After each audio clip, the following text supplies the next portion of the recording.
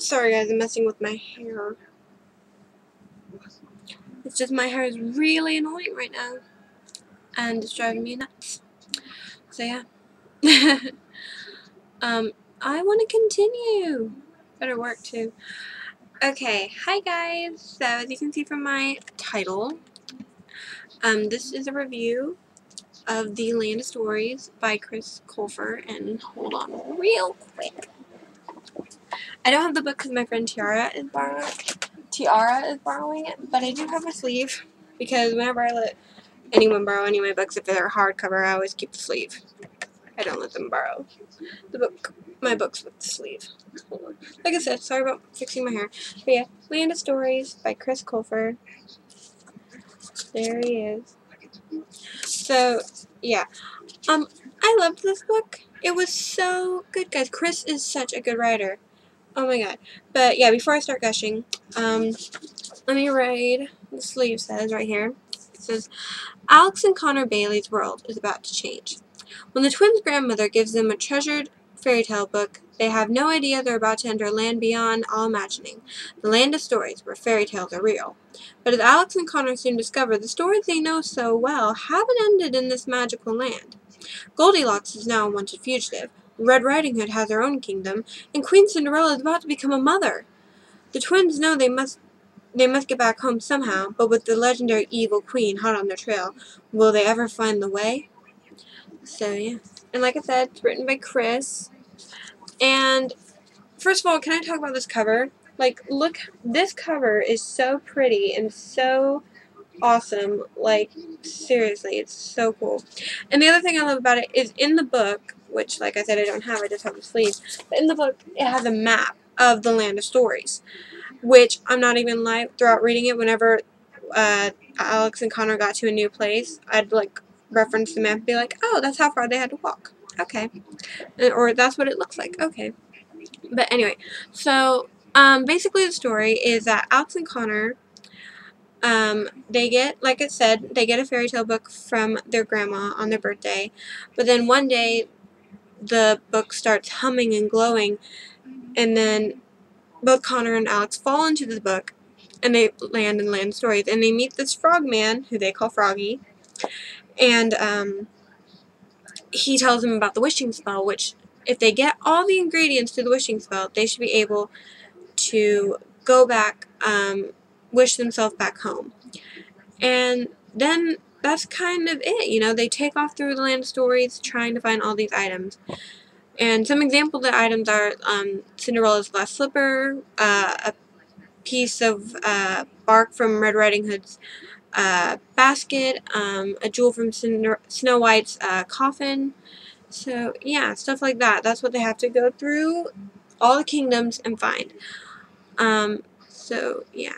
As for characters, Alex, I could kind of relate to, because Alex's character is very bookwormish, and she, you know, she wants to exceed in school. She wants to make sure she does good in school, and also she's like a walking fairy tale encyclopedia. Like, she loves fairy tales so much, and I could relate to her because, you know, I love fairy tales, but I am bookwormish, and I also do care about my studies, and a lot of her reactions to a lot of the fairy tale characters or situations they're in is probably how I would react if I were in the Land of Stories, not gonna lie. So yeah, and then her twin brother Connor is kind of more of like the jokester, doesn't do that well in school. He knows his fairy tales, but not, of course, not as well as Alex, but he still knows some things.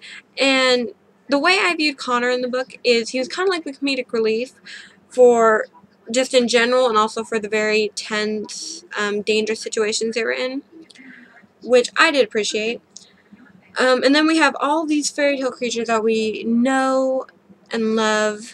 And one of the characters that I actually loved this backstory that Chris gave them was the Evil Queen, because, you know, you don't really know the Evil Queen's story, and there's been so many different versions of the Evil Queen's backstory. Like, if you've seen Snow and the Huntsman, there's that backstory for the Evil Queen, and if you've seen Once Upon a Time, you know that Evil Queen's backstory.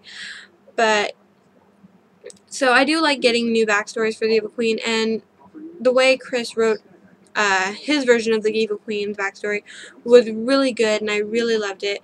Even though I was a little mad that you have to wait quite a bit in the book, because the book starts with a prologue, which is Snow White talking to the Evil Queen, and then after the prologue, it goes right into chapter 1 where you meet Alex and Connor. And I remember when I finished the prologue, I was like, no, please go back. I want to hear the Evil Queen's story, why she's the Evil Queen.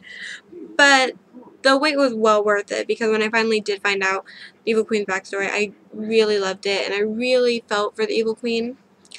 And then, you know, you meet all these other great characters. You meet Cinderella, you meet Sleeping Beauty, Snow White, Red Riding Hood, Goldilocks, Jack and the Beanstalk, and yeah, Red Riding Hood is the queen of her own kingdom called the Red Riding Hood Kingdom, and I'm pretty sure that she was written intentionally like that, but I found Red Riding Hood so annoying, and like I said, I'm pretty sure that was intentional for her to be quite annoying, and so yeah. I also loved the whole love story between Jack and Goldilocks. Oh my gosh, it was so cute. And then I also got mad at Red Riding Hood for what she did that made Goldilocks go to the Three Bears house. That annoyed me. Made me not like her even more. So, yeah. Also, I can, the character of their grandma and their mom, I really liked. And the tragedy they have in their life, I think, is understandable for how both Alex and Connor feel throughout going through the Land of Stories, but also dealing with their mom and their grandma and stuff. I will admit, though, that there were some characters that I kind of quickly had an idea, like, oh, this person's that person. Or this person is either that person or that person. And I probably figured, though, that maybe midway through the book, I'd say, or a little earlier than that. But that didn't, like, take from my enjoyment of the book. But I'm not gonna lie, once I found out I was right, I was like, yeah, I'm smart. But, yeah. So, that's, I wouldn't really count that as a nitpick, but, yeah. It didn't really, like I said, it didn't take away from my enjoyment. Writing, Chris does a great job of writing. One thing that I think I love about his writing is how descriptive he is, because I could picture every single thing very vividly in my head, which I actually love in authors, if if they're really good with description, how vividly I can picture it in my head, because that takes away from my enjoyment if I can't picture what's going on or what a character looks like in my head. So I love how descriptive Chris is, because it really made the story even more enjoyable for me. And his humor he writes in this book is so good. Like I said, Connor's the main comic relief, and Chris just does the humor beautifully, and also the dangerous, dark stuff, too. He does that beautifully, too. And just his version of these fairy tales and of this world is so rich. That's the only word I can think of to describe it. Rich. It's just so good. So, yeah. I give this book 5 out of 5. You know, I cannot think of anything I found wrong with this book or anything I did not like of this book. So yeah, if you are a fan of Chris or a fan of fairy tales or both, I would strongly recommend reading this book. I mean, this book's been out for a while. If you've not read, if you're a fan, especially if you're a fan of Chris and you've not read The Land of Stories yet, what is wrong with you? You need to get on that, like, now. Do it. Do it.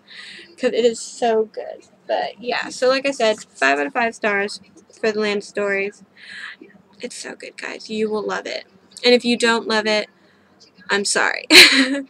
But yeah, like I said, if you're a fan of Chris or a fan of fairy tales, especially like reinvention of fairy tales, I have a very good, I feel that you will like it. I think the only way you won't enjoy this book is if you don't like reading children's books, since it is a children's book.